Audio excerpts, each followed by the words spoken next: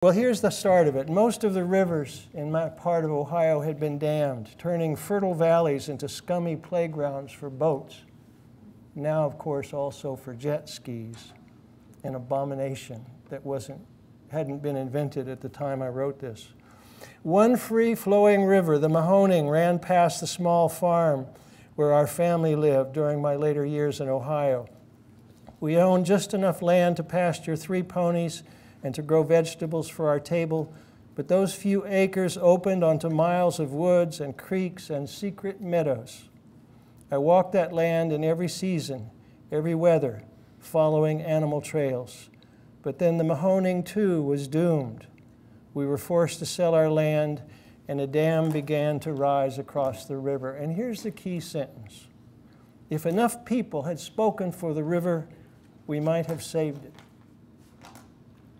The only thing to put up against greed is love. Love for something other than money. In 1 Timothy in the New Testament, a book that's often, from the Bible, the book that's often cited by people who seem to regard money as more important than anything else.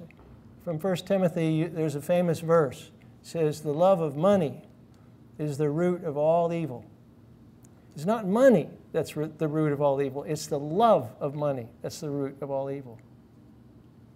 And that is what's at stake here.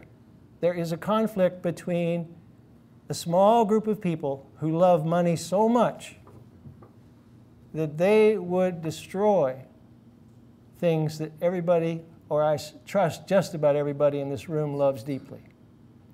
Plants, animals, free-flowing water, clean water, beauty. And none of those things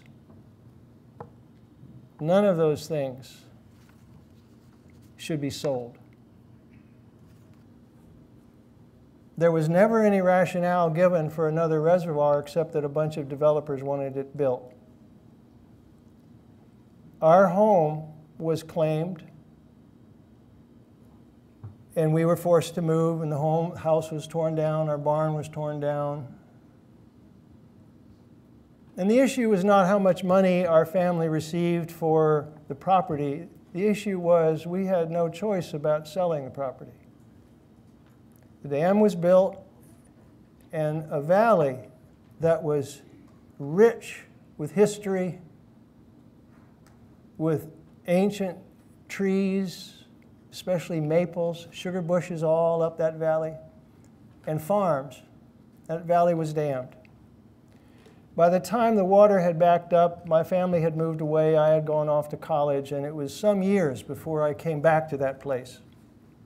I knew in my head that that childhood place, just like where we are right now, I knew in my head that that place was underwater, as this place where we are at this moment would be if that dam were built.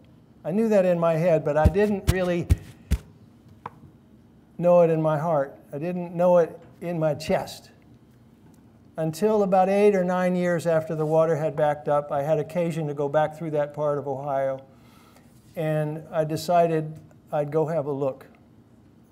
And here's just a little excerpt from an essay about that. It's an essay called After the Flood.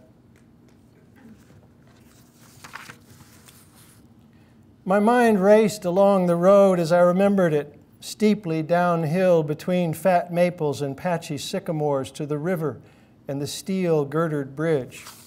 I had rolled down that hill in a school bus, swayed down on horseback, hurtled down on bicycle and sled, run down on foot. The slope and the feel of it fixed inside me became my standard for all hills. From the bridge, I had watched the river's current raveling over sandbars, minnows flickering in the shallows, water striders dimpling the surface. Now and again, when the sun was right, I had spied my own face peering up from the stream. In memory, the road stretched on beyond the bridge, passing the tin-roofed shed where the maple syrup boiled, passing the civvy's farm, rising up the far slope to a T-junction with a ridgeline road. Turn left from there and I would go to the high school. Turn right and I would go to the barber shop and feed store.